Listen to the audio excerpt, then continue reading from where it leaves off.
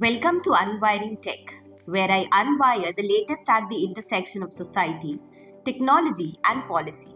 I'm Ranjana, your host, and today I'm going to unwire recently released India AI Governance Guidelines.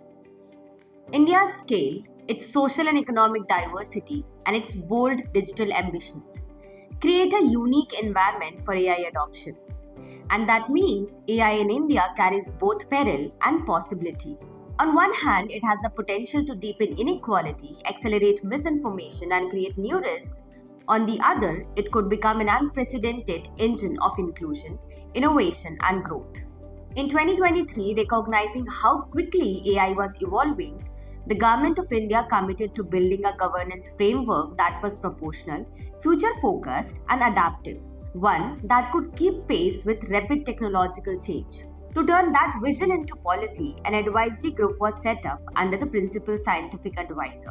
Within it, a specialized subcommittee was tasked with developing actionable recommendations for AI governance. After months of deliberation, this group released a comprehensive report calling for a coordinated whole of government approach, one that would strengthen compliance and enable effective oversight. A report on AI governance guidelines development was released in January 2025. The public response was overwhelming. More than 2,500 submissions came in from government departments, universities, think tanks, tech companies, startups, industry associations, and individual citizens as well. The feedback ranged from broad governance principles to very specific recommendations on regulatory design and implementation. Taking this feedback forward, a drafting committee was established to craft India's new AI governance guidelines. The committee, chaired by Professor Balaraman Ravindran, brought together leading policy thinkers, legal experts, and technologists. The guidelines were released on 5th November 2025. Before we dig deeper, let's take a moment to understand what exactly these committees were tasked with. Both the subcommittee set up by Principal Scientific Advisor and the drafting committee later formed by METI were given clear and ambitious terms of reference. Their first mandate was to recommend a governance framework that promotes innovation and adoption of AI in India while mitigating the risks to individuals and society. Second, to present a rationale for India's approach to AI governance based on local factors. Third, to create a foundation of trust so that future development of AI promotes long-term growth, resilience, and sustainability of India's digital ecosystem. Fourth, to provide a set of practical guidelines for industry to promote ease of doing business and global competitiveness of Indian firms. Fifth, to provide guiding principles for sectoral agencies and regulators to make informed decisions with respect to AI governance in their respective domains. Together, these directives shape the foundation of India's new AI governance guidelines. Now, let's understand what's inside these guidelines. At the heart of the guidelines is a powerful 7 guiding principles or sutras adapted from RBI FREE AI report. These sutras include: trust is the foundation. Without trust, innovation and adoption will stagnate. Second, people first. Human-centric design, human oversight, and human empowerment is at the core of it. Third, innovation over restraint. All other things being equal, responsible innovation should be prioritized over cautionary restraint. Fourth, fairness and equity, promoting inclusive development and avoiding discrimination. Fifth, accountability, clear allocation of responsibility and enforcement of regulations. 6. Understandable by design, which means providing disclosures and explanations that can be understood by the intended users and regulators. 7th, safety, resilience, and sustainability, which means safe, secure, and robust systems that are able to withstand systemic shocks and are environmentally sustainable. These sutras together form the basis for AI governance guidelines. These guidelines provide recommendations across 6 pillars. These pillars stretch across 3 broad domains: enablement, regulation, and oversight. Together, they function like scaffolding that supports India's ambition to develop AI that is safe, trustworthy, and accessible to all. Let's walk through each one in detail. Number 1. Infrastructure. Any AI ecosystem stands on 3 pillars: data, computing power, and models. Right now, access to GPUs and high-quality datasets is expensive and uneven. which limits innovation primarily to big tech or elite research labs. These guidelines take up bold steps towards democratizing these infrastructure. They propose focusing on subsidized GPUs and compute clusters across India.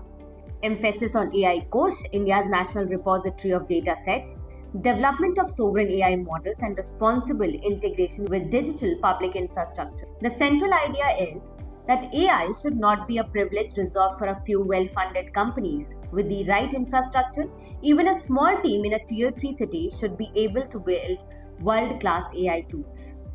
Second, capacity building. AI governance isn't just about technology, it's also about people.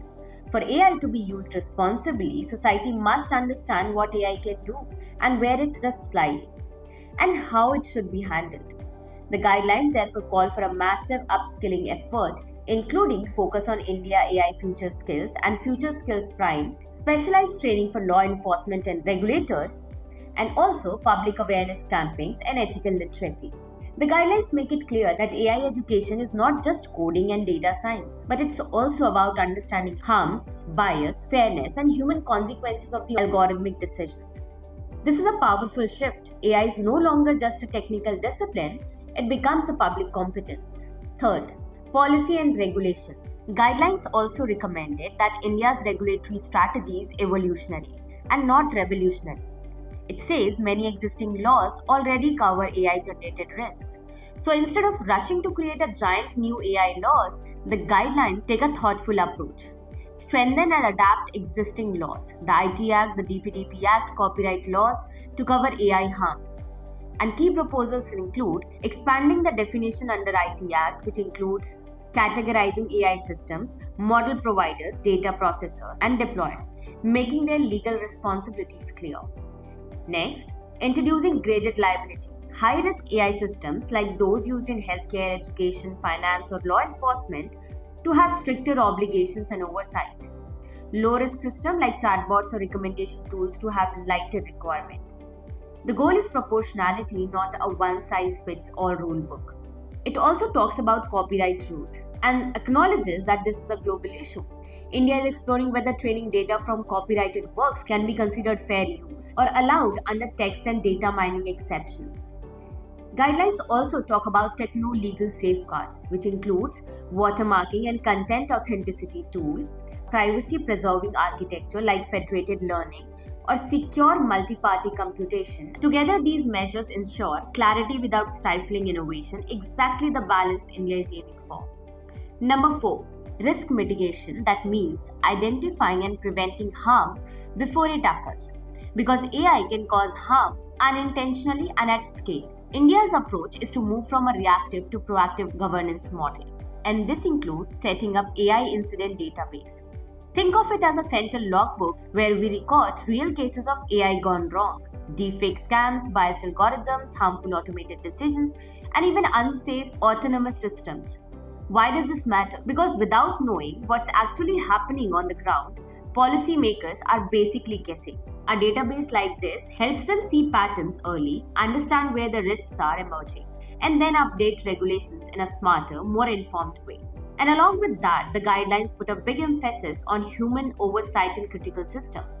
So in high-stakes areas like finance, defense, or healthcare, AI can't just run on autopilot. You need circuit breakers, manual overrides, and real operators keeping an eye on things. It's essentially a reminder that no matter how advanced the system is, a human being should be able to pause it, question it, or shut it down when necessary. Fifth, accountability and transparency, ensuring someone is answerable. The next pillar is built on really simple idea. AI doesn't exist in isolation. People design it, people deploy it, people make money out of it. So those same people have to be accountable when things go wrong. The guidelines take this head on. They talk about graded liability across the entire AI value chain. So the developer who builds a model, the company that deploys it, and even the end user, each of them carries responsibility depending on their role and level of risk involved. There is also a push for mandatory transparency report, so we actually know how these systems are being used. And then there are algorithmic impact assessments and audits. Regular checks to look for bias, reliability issues, accuracy problems, and safety risks. Basically, it's like a health checkup for AI, but on a routine basis. Finally, the guidelines call for clear grievance redressal mechanisms because people need a straightforward way to report harms and get answers. All of this together ensures that AI isn't just technically accountable, it becomes socially and legally accountable too. Sixth, and the last one, institutional architecture. The guidelines lay out a full institutional framework to keep India's AI ecosystem coordinated.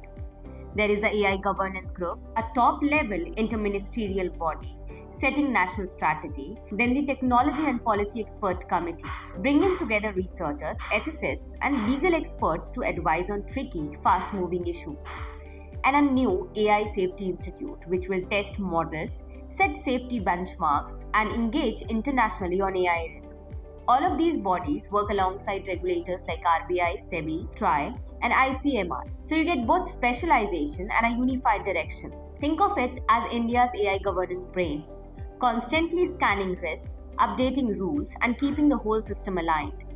Also, the guidelines lay out a phased roadmap. In the short term, they call for establishing key institutions, defining India's specific risk frameworks, expanding compute and data sets, and promoting voluntary codes of conduct. In the medium term, they focus on content authenticity standards, launching the incident database, and piloting regulatory sandboxes. And in the long term, the vision is to update laws as technology evolves, embed AI more deeply into India's digital public infrastructure, and strengthen the country's role in global AI governance. That's all for today's episode of Unwiring Tech. Thank you.